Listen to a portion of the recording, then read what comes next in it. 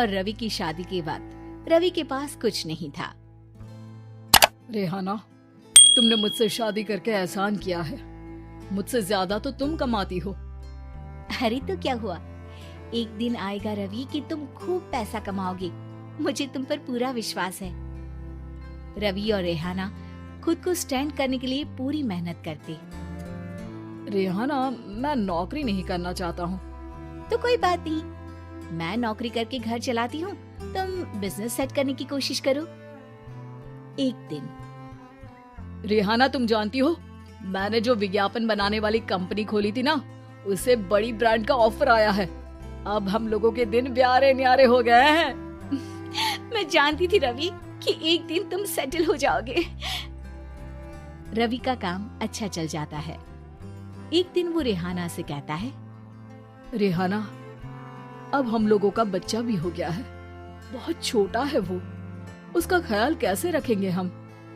कैसे क्या, मैं गांव से माँ को लेकर आ जाती हूँ। नौकरी से हाफ डे ले लिया करूंगी। अभी तो वो छोटा है, स्कूल जाने तक मैं मैनेज कर लूंगी। देखो रेहाना, मैं अब अच्छा कमा रहा हूँ। तुमको नौकरी करके परेशान होने की कोई जरूरत नहीं है। अरे कैसी बात कर रहे हैं, मैं अपनी लगी लगाई नौकरी कैसे छोड़ दूं? और मैंने तो सुना है हम लोगों को कुछ ही महीनों में सरकारी नौकरी मिल जाएगी। सरकारी नौकरी में कितना कमा लोगी? उतने में तो मैं ड्राइवर रख लूंगा। रेहाना को रवि की बात का थोड़ा बुरा तो लगता है। कम से कम मेरी नौकरी की इतनी बेइज्जती मत करो। भूल गए, इसी नौकरी के बदौलत तुमने अपना बिजनेस खड़ा किया है। अरे वो तो मैं किसी के भरोसे भी कर लेता। देखो, अपने बच्चे को संभालो, घर का काम करो। अब बाहर जाती तुम अच्छी नहीं लगती हो। रेहाना रवि के कहने पर नौकरी तो छोड़ देती है, लेकिन अब बड़े से घर में उसकी कीमत किसी नौकर से कम नहीं होती। एक दिन रवि का दोस्त आता है। भाभी, हम लोग तो आपको तब से जानते हैं जब से आप लोग शादी होकर इस शहर में आए थे। आपकी बदौलत ही सारा बिजनेस खड़ा हुआ है। ये किस्मत तो आप ही की है भाभी। हाँ हाँ भाई, हमारी मेहनत तो कुछ है ही नहीं। अरे होगी, लेकिन भाभी की किस्मत के आगे कुछ नहीं। दोस्त वहाँ से चला जाता है, लेकिन रवि का गुस्सा 7वें आसमान में होता है। देखा कैसे बोल रहा था? अरे बिल्कुल अच्छा आदमी नहीं है ये। कैसी बात कर रहे हैं आप? प्रशांत भैया तो बहुत अच्छे इंसान है रवि। कैसे उन्होंने हमारे मुश्किल वक्त में हमारा साथ दिया था। अरे था पैसा तो साथ दिया, नहीं तो कौन पूछता है? रवि का व्यवहार पैसा आते ही अलग हो गया। वो बंदे को बंदा नहीं समझता। घमंड से घिरे रवि ने तो एक दिन हद ही कर दी। रेहाना, मैं अब तुम्हारे साथ नहीं रह सकता हूँ। क्या क्या बकवास कर रहे हो रवि? क्या कहना चाहते हो? और क्यों नहीं रह सकते तुम मेरे साथ? देखो, मुझे कोई और पसंद है और उसने साथ रहने पर बस यही शर्त रखी है कि मुझे तुम्हें तलाक देना होगा। रेहाना, जो कि एक स्वावलंबी महिला थी, उसने बिना देर किए रवि को कह दिया, कोई इश्यू नहीं, मुझे पैकिंग में 4 दिन का वक्त लगेगा, लेकिन तब तक मैं तुम्हारे साथ नहीं रहूंगी। 4 दिन के लिए तुम कहीं और शिफ्ट हो जाओ, मैं घर से निकलूंगी तो बता दूंगी। रवि घर छोड़कर चला जाता है। रेहाना को दुख होता है, वो रोती है, लेकिन व्यवहार से स्ट्रॉन्ग रेहाना को पति के वापस आने का और उसे सबक सिखाने का पूरा भरोसा था। फिर एक दिन, अरे शुशिका, कब शादी करोगी तुम मुझसे? यार मैंने तो सोचा था तुम शादी से पहले मुझे विदेश लेकर जाओगे, महंगी कार दिलाओगे। अरे सब दिला दूंगा, लेकिन पहले मुझसे शादी तो कर लो। हाँ हाँ, क्यों नहीं। मैं कुछ दिनों के लिए अपने मम्मी पापा के पास जा रही हूँ और लोगों से अपनी शादी की बात करूंगी। अरे शुशिका, कैसे रहूंगा मैं तुम्हारे बिना? अब तो शादी ही होने वाली है हम लोगों की। शुशिका रवि को छोड़कर चली जाती है।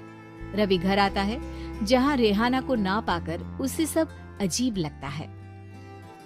घर तो रेहाना के बिना कुछ नहीं है, बच्चे की याद भी आ रही है। चलो एक वीडियो कॉल कर लेता हूँ। रवि रेहाना को वीडियो कॉल करता है, लेकिन रेहाना फोन नहीं उठाती। रात को सोते वक्त मन कर रहा है मुन्ने को गले लगा लूं। चलो कोई ना, शुशिका से शादी के बाद मेरे और भी बच्चे होंगे। अगले दिन रवि ऑफिस जाता है जहाँ टीना खड़ी होती है। सर, आपने अपने नए ऐड के लिए मॉडल की रिक्वायरमेंट डाली थी ना, मैं उसी के लिए आई हूँ। रवि टीना को देखकर खुश हो जाता है। अब शादी हो गई है तुम्हारी? नहीं सर, बस अच्छा सा हैंडसम और अमीर लड़का देख रहे हैं मेरे मम्मी पापा। रवि के दिमाग से तो टीना को देखकर शुशिका का ख्याल भी खत्म हो जाता है।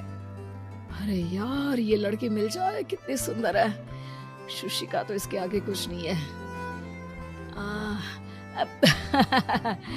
क्या तुम्हें ऐसा नहीं लगता कि मुझसे मिलकर तुम्हारी ये खोज खत्म हो गई है? आप तो 2 बच्चों की पापा लग रहे हैं।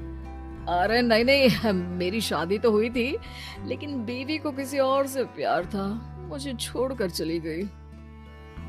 खैर, टीना की दोस्ती रवि से हो जाती है, लेकिन 1 महीने बाद शुशिका रवि के पास वापस आती है।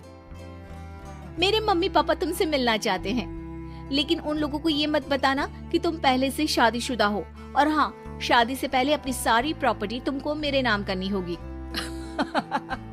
अरे पागल, अब मैं तुमसे शादी ही नहीं करना चाहता। भला ऐसी लालची औरत से कौन शादी करेगा? तभी वहाँ टीना आ जाती है। रवि, ये पागल सी औरत कौन है? देखो, तुमने ही कह दिया ना पागल, तो पागल ही है। पता नहीं कौन है, कह रही है शादी कर लो, लेकिन शादी से पहले अपनी सारी प्रॉपर्टी मेरे नाम कर दो। बोल तो सही रही है। वैसे तुम जानती हो, मेरी एक सहेली है, उसके पति ने उसे पैसा आते ही छोड़ दिया, जबकि उसको खड़ा करने वाली ही मेरी सहेली थी। और मुझे भी भरोसा नहीं है, अगर मैं भी तुमसे शादी करूंगी तो तभी जब तुम मेरे नाम अपनी सारी प्रॉपर्टी कर दोगे। अरे हाँ, क्यों नहीं, बिल्कुल कर दूंगा। रवि और टीना की शादी की तारीख तय हो जाती है। वो अपनी सारी प्रॉपर्टी के कागज लेकर शादी वाली जगह पर पहुंचता है, लेकिन वहां टीना आती नहीं। रवि टीना को मैसेज करता है, कहाँ हो? सॉरी, मैं तुमसे शादी नहीं कर सकती, मुझे तुमसे भी ज्यादा पैसे वाला मिल गया। रवि को गुस्सा आ जाता है। वो गुस्से से सारा डेकोरेशन तोड़ रहा होता है कि वहां रेहाना आ जाती है। सर, क्या हो गया? क्या डेकोरेशन पसंद नहीं आई आपको? तुम यहाँ क्या कर रही हो? मैं यहाँ की डेकोरेटर हूँ। क्या आपको पसंद नहीं आई यहाँ की सजावट? रवि दौड़कर रेहाना के गले लग जाता है। मुझे माफ कर दो रेहाना। रवि रेहाना के गले लग जाता है और रेहाना टीना को थैंक्स का मैसेज करती है।